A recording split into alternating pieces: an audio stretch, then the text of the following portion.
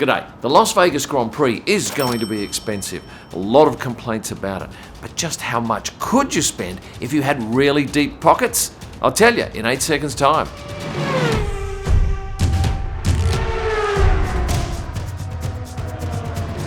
Let's say you're an F1 fan and you're based in New York. How much could you possibly spend on coming to the Las Vegas Grand Prix? I'll give you some examples in just a moment, but hang around till the end of the video because I'm going to tell you how little you could pay to attend this race if you're coming from New York. Now, for the sake of this exercise, I'm going to assume you are very, very wealthy, so you'll be getting a private jet from New York to Las Vegas. And the beauty of Las Vegas is the airport's right in the heart of town. Look, I can see it out my window here from the 62nd floor of the Cosmopolitan. And what are you going to pay for that charter flight? Well, I got a quote from FX Air for $30,000 to $35,000 each way, Teterboro, Las Vegas. That's on a mid-sized jet, so you're going to get a number of people on there for that money. But given you're pretty darn wealthy, you're probably going to pick up the tab for the whole lot of that charter. You'll be landing at the private terminal over there at Harry Reid International. You'll be met by a limo and you'll be taken to your accommodation. Now, where will you be staying? Now, if you are uber wealthy, you've probably bought one of these Emperor's packages. How much? $5 million. Yeah, $5 million. US dollars. What do you get for that? Well, you get 12 Paddock Club tickets above the garages. What are they worth? A lot. I'll go into that a little bit later on. You get a 5-night stay at the Nobu Sky Villa. That's atop Caesar's Palace. There's a private dinner for 12, hosted and curated by the legendary Nobu chef. In your Sky Villa, you get a personal driver and a Rolls Royce for the entirety of your stay. You get spa services, VIP host treatment, and a whole lot more. And if you pick up that $5 million package, here's what you get. You get the Penthouse Suite at the Nobu Hotel, which is part of Caesar's Palace. And look at this glorious view over the track.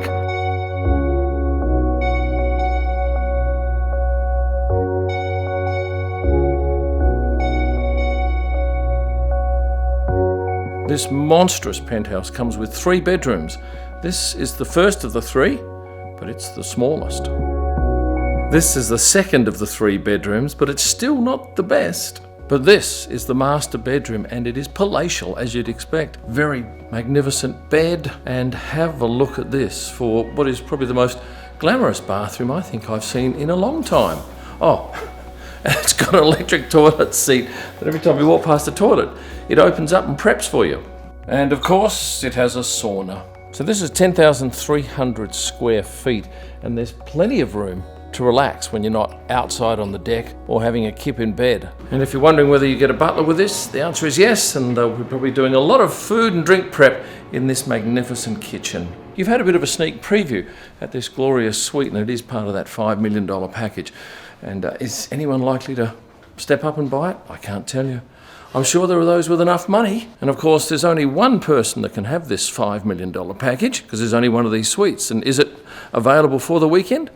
I can't tell you. But if you're interested, contact Caesars by all means. Now, assuming you're not taking the Emperor package, what does Hotels.com say is the most expensive room for 4 nights? In on the Wednesday, out on the Sunday. Remember, we are racing on Saturday night here. Vidara came up as the most expensive, but I'm not sure that's a true reflection of the value. You'd be better off over here at the Wynn, which has a queen room, 69 square metres, and this is what they're asking, about 21,000 Australian, but you're talking an absolute top-end hotel. But if you did like the Wynn Hotel, you could actually take one of their tickets in the Grid Club. This gets you accommodation at the Wynn, plus access to their Grid Club, which is above the pit lane in the pit building, and it's a stunning position for 50-odd thousand US dollars. And if that's a little out of your reach, you could scale it back to something, say, on Coval Lane, where you can get these hospitality suites for around $8,000 for the event. And what will you pay for Paddock Club in Las Vegas? $10,000 more than what you'd pay in Austin. $21,000 is the price for that. That's per person. Yes, you'll eat and drink well, you get a great view. That also gets you a few extras like a pit lane walk and a walk through the paddock. Not on your own, you are guided. Now, if you had deep pockets, where would you eat? So we're a nighttime race. In fact, quali doesn't start until midnight here on the Friday night. But if you were eating and you didn't want to go to the track, let's say you head to Guy Savoy over at Caesar's Palace, you'll pay $650 for their tasting menu. And on top of that, you have to budget for a couple of taxes and a tip.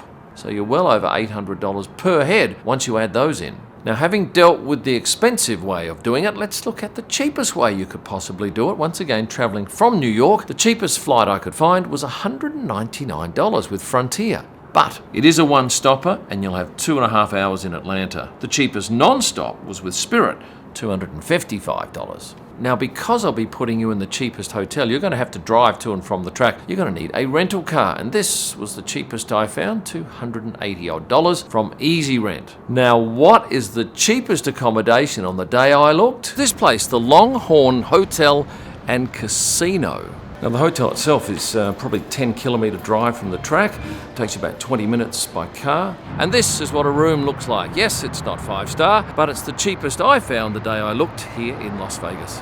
But definitely the prices have come down in Las Vegas. I think they went too hard too early on the pricing. And if you take the Paris Hotel, for example, the other day I had a look, 2,500 Australian dollars, and that's for 5 nights, and you are on the Strip. So if you are toying with the idea of coming, get online now and see what you can find. And where do the drivers stay?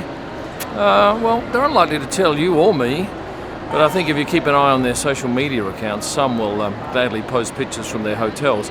But my guess would be something like the Waldorf Astoria, the Four Seasons, maybe the Westin. They don't have casinos, they're quite quiet hotels, and very secure. And if you want to avoid the high prices of getting your clothes washed in a hotel laundry, come across to this one at 525 East Twain. I use this one all the time. Not in the flashiest part of town, but very good value and nice people. Thank you. How long before they're ready? Give us until 8 o'clock, okay? Sure. Awesome. And what about tickets to the race? General admission, if you can still find one, I think they sold out pretty quickly, is $500 per head. That's a lot of money, but it does, I can tell you, get you some food and soft drinks. And my understanding is that general admission tickets are just for the area around the Sphere. But is there an opportunity to watch it from a vantage point that's perhaps free? This is interesting. This is Dennys. It has a prime spot on the track on Las Vegas Boulevard, and that balcony is high enough that if you were sitting up there, you could probably see over the catch fence, depending on where the car's running on the road. What will be happening there? Will they allow patrons to sit out there and watch track sessions? Hopefully that's given you a little bit of an idea of how much you could spend and how little you could spend to watch what will be a highly anticipated F1 race. Now, I know that there are a lot of people angry about the fact that it's on so late, especially New Yorkers who don't fancy having to watch the thing at 1 a.m. or quali at, say, 3 a.m., in which case perhaps you are better off being here at the track. Me, I'm excited about the whole thing. But I do fear I will be disappointed at the end. Although photographically, I think there'll be very few venues that offer us anything like the opportunities that this track does. Certainly, Logan Sargent will be popular. It's his home race, and I can tell you that recently I did a signed print collaboration with Logan, and if you head to kimelman.com right now and go to the shop, you can pick your favourite number, pay for it online, and it will be delivered to you almost anywhere in the world.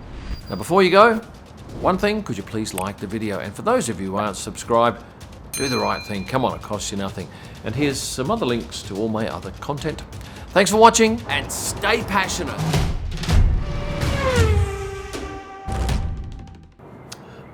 How long do I have to read all this?